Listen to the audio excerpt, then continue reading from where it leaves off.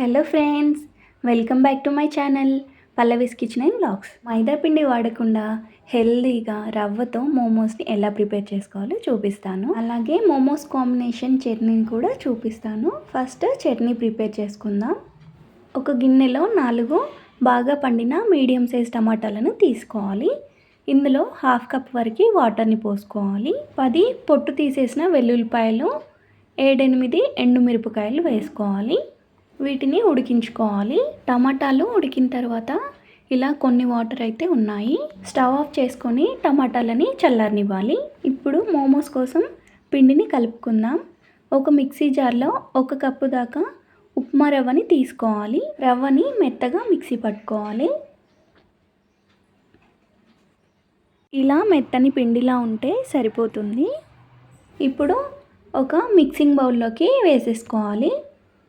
ఇందులో 2 table spoons గోధుమ పిండిని వేసుకోవాలి. అలాగే రుచికి తగినంత ఉప్పును కూడా వేసుకోవాలి. అంతా కలిసేలా ఒకసారి బాగా మిక్స్ చేసుకొని కొన్ని వాటర్ పోసుకుంటూ పిండిని కలుపుకోవాలి.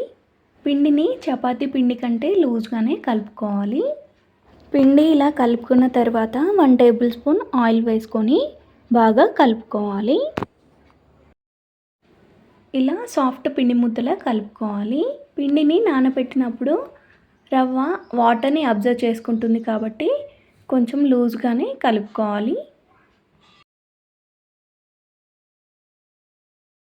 ఇప్పుడు ఒక మూతను పెట్టుకొని 1/2 అవర్ పక్కన పెట్టుకోవాలి. టమాటాలు చల్లారిన తర్వాత వాటర్తో సహా మిక్సీ జార్లో వేసుకోవాలి.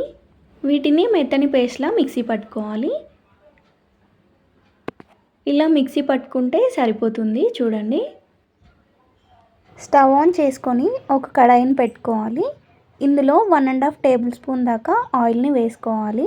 ఆయిల్ హీట్ అయిన తర్వాత చిన్నగా కట్ చేసుకున్న వెల్లుల్లిపాయలని వేసుకోవాలి. ఇవి కొంచెం ఫ్రై అయిన తర్వాత ఒక చిన్న ఆనియన్ని చిన్నగా కట్ చేసుకొని వేసుకోవాలి. ఆనియన్స్, వెల్లుల్లిపాయలు బాగా ఫ్రై అయిన తర్వాత మిక్సీ పట్టుకున్న టమాటా పేస్ట్ని ఇందులో వేసుకోవాలి. అంతా కలిసేలా ఒకసారి బాగా మిక్స్ చేసుకోవాలి.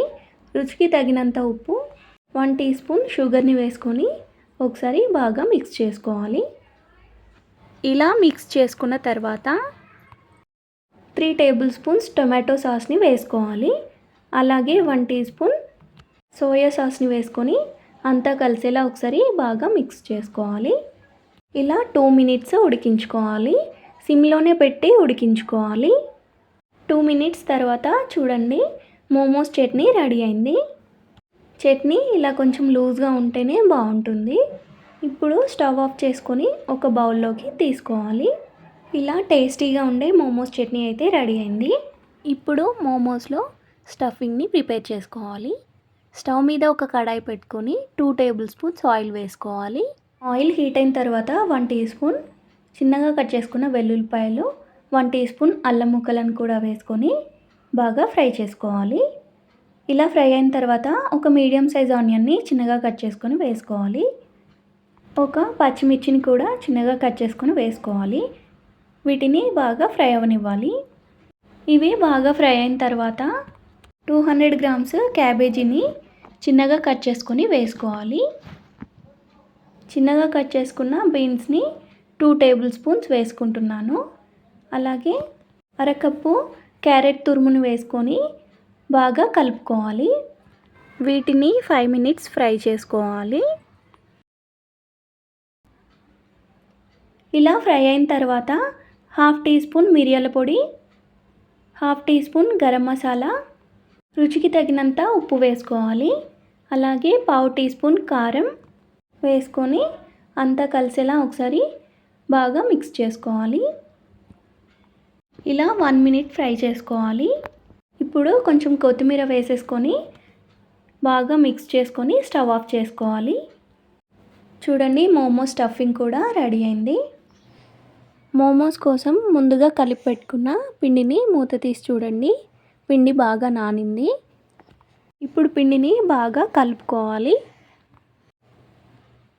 ఇలా కలుపుకున్న తర్వాత ఒక చిన్న పిండి ముద్దను తీసుకొని ఇలా రోల్ చేసుకోవాలి. పిండి ముద్దపై కొంచెం పొడి పిండిని చల్లుకొని మోమోస్ కోసం పూరీని ప్రిపేర్ చేసుకోవాలి. పూరీని మరీ పల్చగా కాకుండా మీడియంగా చేసుకోవాలి. పూరీని ఇలా చేసుకుంటే సరిపోతుంది. ఇలా చేసుకున్న పూరీలో 2 టేబుల్ స్పూన్స్ స్టఫింగ్ని పెట్టుకోవాలి. ఇలా పెట్టుకున్న తర్వాత ఒకవైపు అంచులకి వాటర్ని అప్లై చేసుకోవాలి. మరొక వైపు ఉన్న అంచులతో ఈ స్టఫింగ్ని క్లోజ్ చేసుకోవాలి. ఈ వీడియోలో చూపించిన విధంగా చేసుకోవాలి. ఇలా చేసుకున్న తర్వాత మళ్ళీ ఒక చివర వాటర్ని అప్లై చేసుకొని ఇలా ఫోల్డ్ చేసుకోవాలి. మోమోస్ చేయడం రాని వాళ్ళు కూడా ఇలా సింపుల్గా చేసేయచ్చు. ఇంకొక విధంగా ఎలా చేసుకోవాలో చూడండి. ఒక పెద్ద పిండి ముద్దను తీసుకొని కొంచెం పొడి పిండిని చల్లుకొని పెద్ద చపాతీలాగా చేసుకోవాలి. ఇలా చపాతీని చేసుకున్న తర్వాత ఏదైనా ఒక స్టీల్ బాక్స్ మూతను తీసుకొని కట్ చేసుకోవాలి. ఇలా చేసుకోవడం వల్ల మోమోస్ అన్నీ ఒకే సైజులో ఉంటాయి. ఇప్పుడు ఎక్స్ట్రా పిండిని మొత్తం తీసేయాలి. ఇలా పూరీలు ప్రిపేర్ చేసుకున్న తర్వాత మోమోస్ని ఇంకొక విధంగా కూడా చేసుకోవచ్చు. ఈ పూరీలో స్టఫింగ్ని పెట్టుకున్న తర్వాత ఈ వీడియోలో చూపించిన విధంగా అంచులని క్లోజ్ చేసుకోవాలి. స్టఫింగ్ని లోపలికి పెట్టుకుంటూ అంచులని క్లోజ్ చేసుకోవాలి. ఇలా చేసుకున్న తర్వాత ఎక్స్ట్రా పిండిని తీసేయాలి. చూడండి, పర్ఫెక్ట్గా మోమో రెడీ అయింది. పూరీని పల్చగా చేసుకుంటే మోమోస్ విడిపోతాయి కాబట్టి పూరీని మీడియంగానే చేసుకోవాలి. ఇలా మోమోస్ అన్నీ చేసుకోవాలి. ఒక ఇడ్లీ ప్లేట్ని తీసుకొని ఆయిల్ అప్లై చేసుకోవాలి.